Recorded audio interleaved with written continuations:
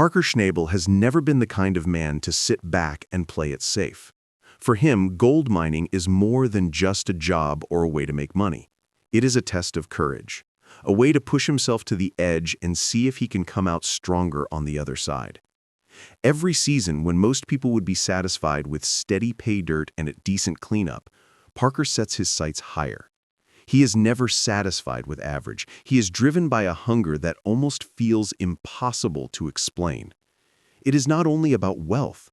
It is about going where others failed, about proving to himself and to the world that no ground is too cursed, no challenge is too great, and no risk is too big. That is what brought him to the most dangerous gamble of his career, the place known only as the Widow's Cut.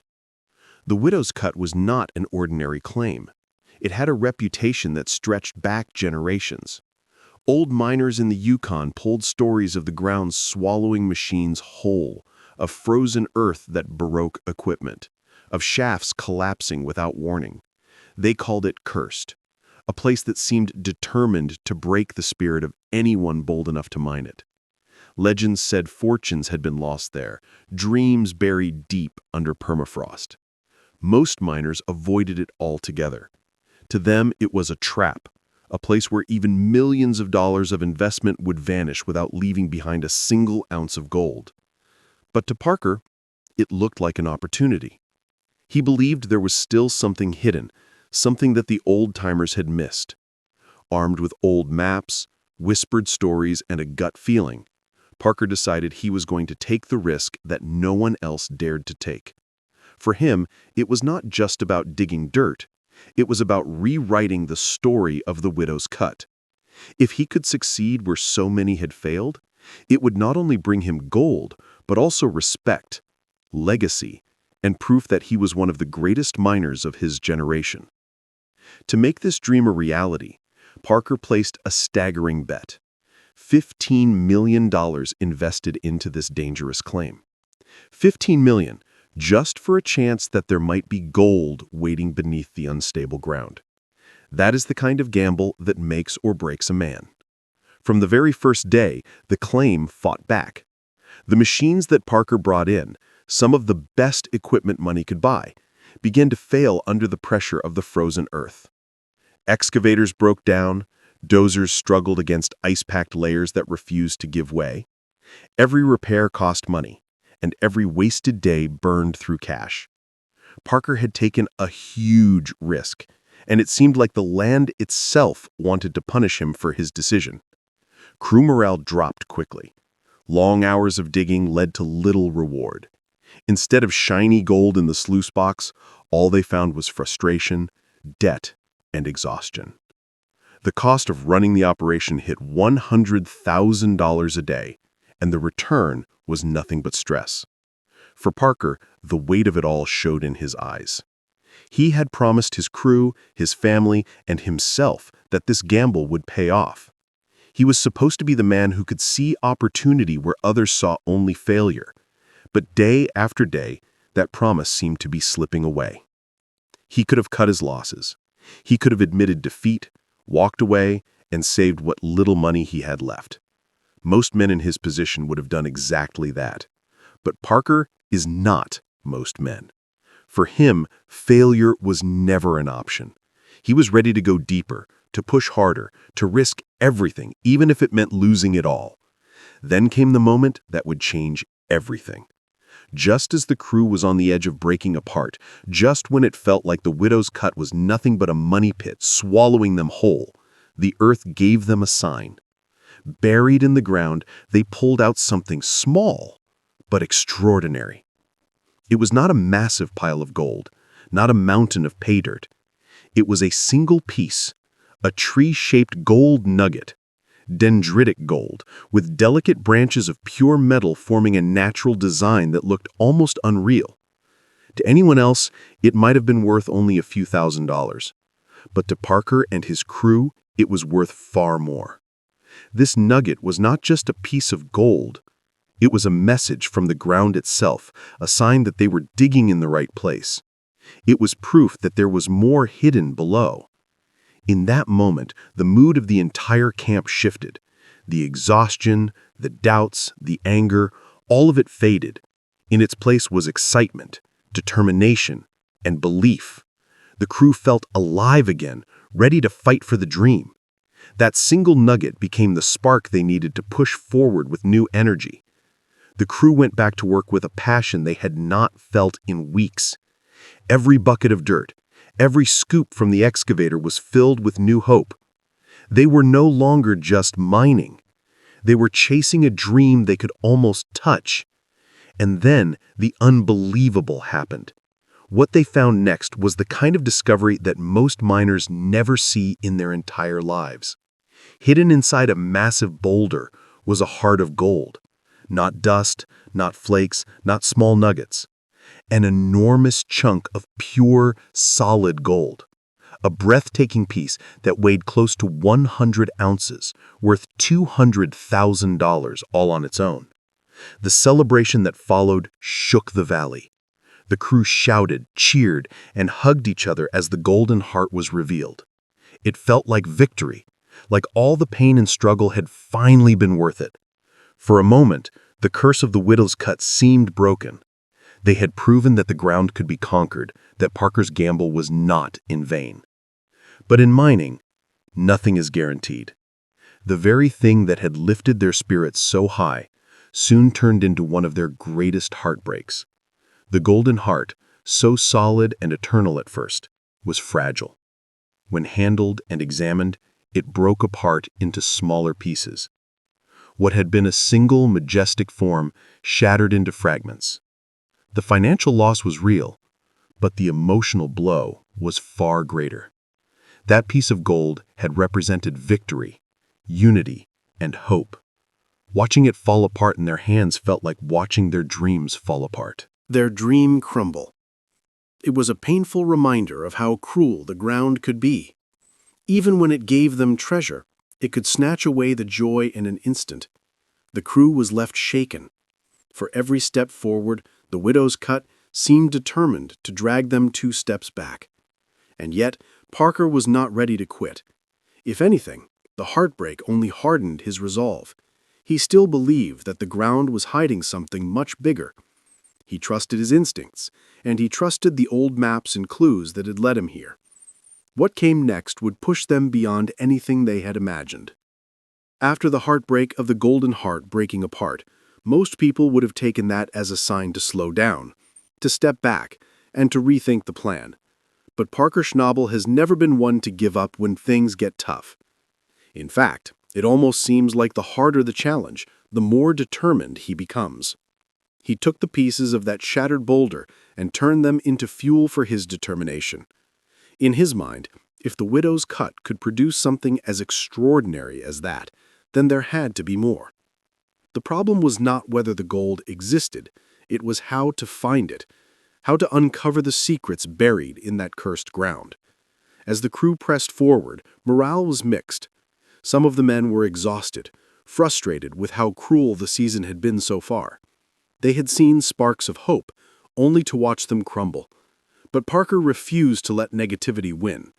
He believed that somewhere within that claim was the discovery that would make history. And then, as if by fate, he stumbled across something that would change the course of his season. Hidden in the corner of the claim, forgotten under piles of old debris, was an ancient map. It was not like the maps you see today, with clean lines and modern markings. This was rough, hand-drawn, the kind of thing an old-timer would have sketched a century ago when prospectors first came to the Yukon in search of fortune. Most people might have dismissed it as useless, just another relic of the past. But Parker looked at it closely, studying every line, every marking, and every note scribbled in faded ink. What he found was shocking. The map pointed to a place that no one had touched in decades, a forgotten shaft sealed off long ago. It was as if the ground itself had kept a secret for 100 years, waiting for the right moment, the right miner, to discover it again. Parker knew immediately what he had to do. He ignored the warnings from his crew, who worried about safety, about instability, about the curse. He ignored the whispers that the widow's cut was dangerous for a reason. Instead, He trusted his instinct, the same instinct that had guided him for years. He decided to dig. What he found was something that defied belief. Deep within the sealed shaft was not just another nugget, not just another lucky strike. It was a cavern, an underground chamber filled with gold. Piles of it, untouched for generations, hidden away where no one had dared to look again. The value of this find was beyond anything Parker had ever dreamed of, an estimated $65 million worth of gold.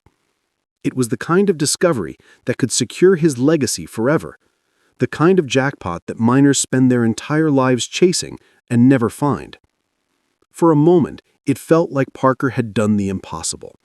He had turned the widow's cut from a cursed claim into the richest find in gold rush history. But the truth is, a discovery of that size brings with it problems that no one ever talks about. The first problem was simple. How do you get it out? The shaft was unstable, the ground threatening to cave in at any moment. Every scoop of dirt risked triggering a collapse that could bury everything, including the miners themselves. It became a race against time, a dangerous game of chance against the mountain itself. They were not just mining for gold, they were gambling with their lives.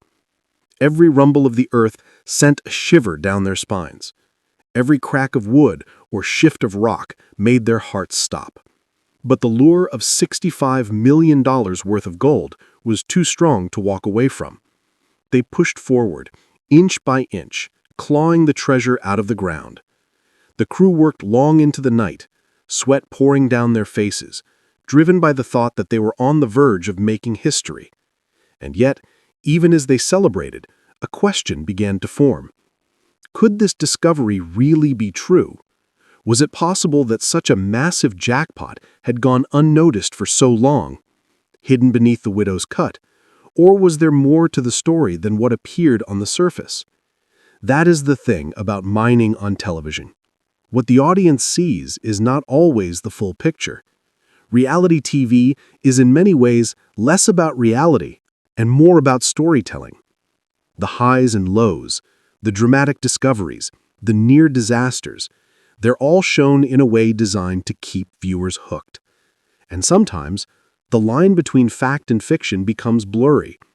When Parker and his crew pulled out that tree-shaped nugget at the lowest point of the season, it felt almost too perfect, like the script of a movie.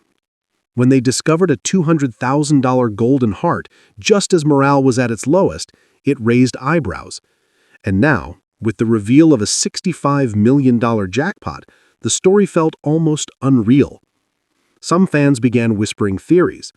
Was it possible that producers had salted the mine, planted gold in just the right places to create perfect storylines?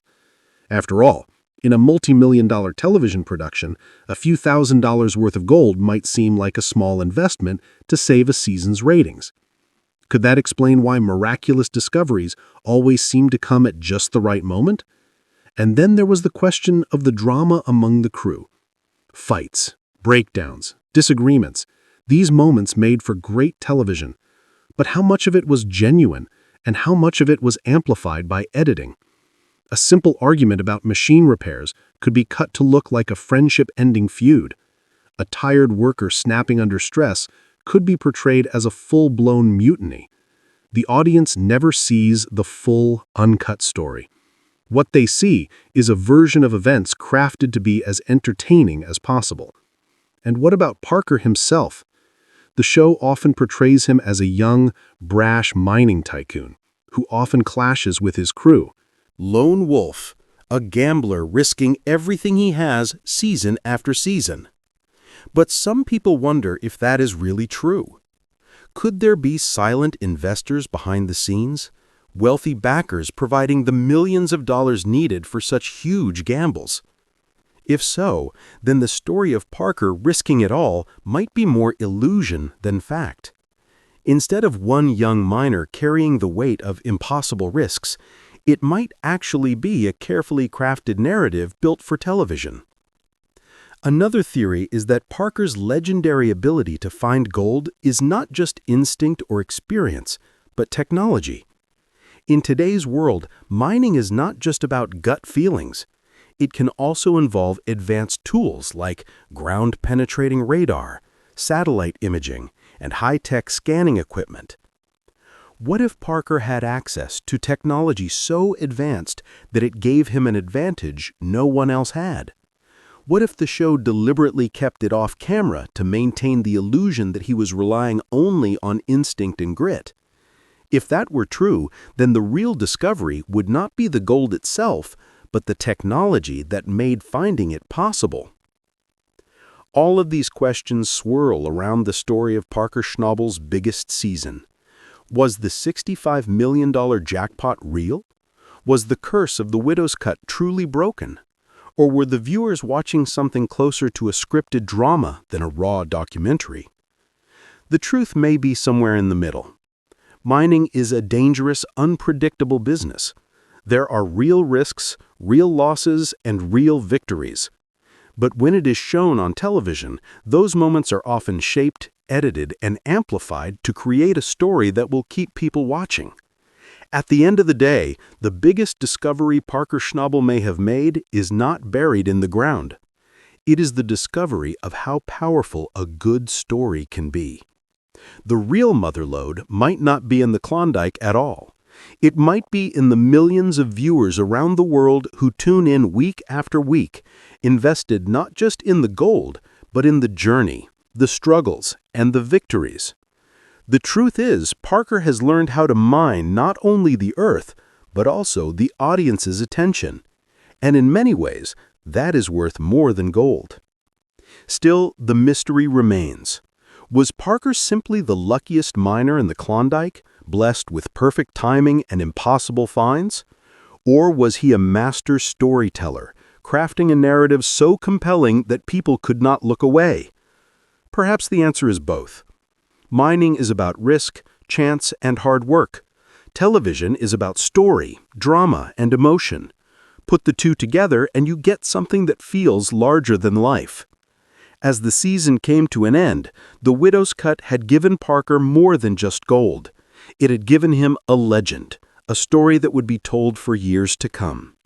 Whether every detail was real or shaped for the cameras hardly mattered. What mattered was that people believed, that they felt the tension, the heartbreak, and the triumph. That is the power of storytelling, and that is the true treasure of Gold Rush. The story of Parker Schnabel and the widow's cut did not end with the $65 million discovery. If anything, that was just the beginning of the bigger mystery. On the surface, it looked like the kind of jackpot that miners dream about, the kind of treasure that could turn one season into a lifetime of wealth. But when you take a closer look, questions begin to appear.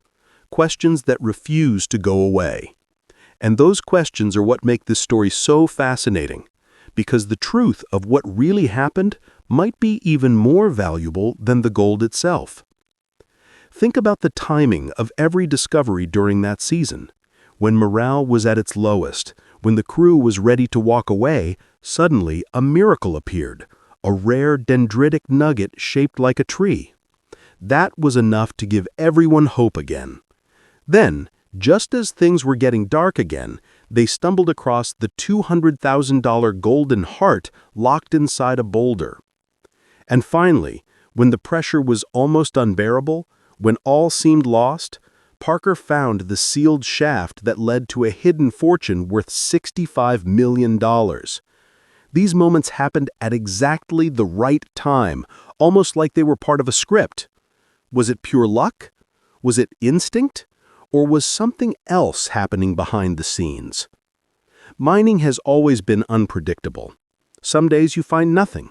Some days you strike pay dirt. But the way these discoveries lined up, perfectly timed to match the highs and lows of the season, made people wonder if there was more than chance at play. Fans began to question if the production crew behind the show might have had a hand in shaping these discoveries. It's a controversial idea, but one that refuses to die. Could producers have salted the mine, placing gold in key spots to create dramatic turning points? After all, for a television show worth millions in advertising, spending a few $1,000s on prop gold would not be a big deal. If that gold helped turn a failing season into an unforgettable story, it could easily be seen as a small price to pay. But even if the gold was real, there's another side to consider: the drama between Parker and his crew. Season after season, we see fights, arguments, breakdowns, and moments of near mutiny. But how much of that is real? Life on a mining crew is hard. Long hours, broken machines, freezing weather, and endless pressure can wear anyone down. Small disagreements are normal. But on television, those disagreements can be cut and shaped to look far bigger than they are. A simple complaint about long hours can be turned into a dramatic standoff. A worker snapping out of stress can be shown as if the entire crew is ready to walk off. The truth is often less dramatic, but drama is what makes people keep watching, and drama is exactly what television needs. Then there is Parker himself. To the audience, he is shown as the ultimate risk-taker, a young man betting everything he owns on a dangerous claim. But when you think about the numbers, things don't always add up. How does one single miner, even one as successful as Parker, afford to gamble $15 million on a single season? Where does that money come from? Could there be silent investors behind the scenes, wealthy backers providing the millions of dollars needed for such huge gambles? If so, then the story of Parker risking it all might be more illusion than fact. Instead of one young miner carrying the weight of impossible risks, it might actually be a carefully crafted narrative built for television. Another theory is that Parker's legendary ability to find gold is not just instinct or experience, but technology. In today's world, mining is not just about gut feelings. It can also involve advanced tools like ground-penetrating radar, satellite imaging, and high-tech scanning equipment. What if Parker had access to technology so advanced that it gave him an advantage no one else had? What if the show deliberately kept it off camera to maintain the illusion that he was relying only on instinct and grit? If that were true, then the real discovery would not be the gold itself, but the technology that made finding it possible. All of these questions swirl around the story of Parker Schnabel's biggest season. Was the $65 million jackpot real? Was the curse of the widow's cut truly broken? Or were the viewers watching something closer to a scripted drama than a raw documentary? The truth may be somewhere in the middle. Mining is a dangerous, unpredictable business. There are real risks, real losses, and real victories. But when it is shown on television, those moments are often shaped, edited, and amplified to create a story that will keep people watching. At the end of the day, the biggest discovery Parker Schnabel may have made is not buried in the ground. It is the discovery of how powerful a good story can be. Gold is valuable, but stories are priceless. A single rare nugget may be worth thousands of dollars, but the story of that nugget, the way it is filmed, edited, and shared, can capture the attention of millions of viewers. That attention translates into ratings, sponsorships, and money that can outweigh the value of the gold itself. In a way, Parker has learned how to mine not only the earth, but also the audience's attention. And in many ways, that is worth more than gold. Still, the mystery remains. Was Parker simply the luckiest miner in the Klondike, blessed with perfect timing and impossible finds? Or was he a master storyteller, crafting a narrative so compelling that people could not look away? Perhaps the answer is both. Mining is about risk, chance, and hard work. Television is about story, drama, and emotion. Put the two together and you get something that feels larger than life. As the season came to an end, the widow's cut had given Parker more than just gold. It had given him a legend, a story that would be told for years to come. Whether every detail was real or shaped for the cameras hardly mattered. What mattered was that people believed, that they felt the tension, the heartbreak, and the triumph. That is the power of storytelling, and that is the true treasure of Gold Rush. The story of Parker Schnabel and the Widow's Cut did not end with the $65 million discovery. If anything, that was just the beginning of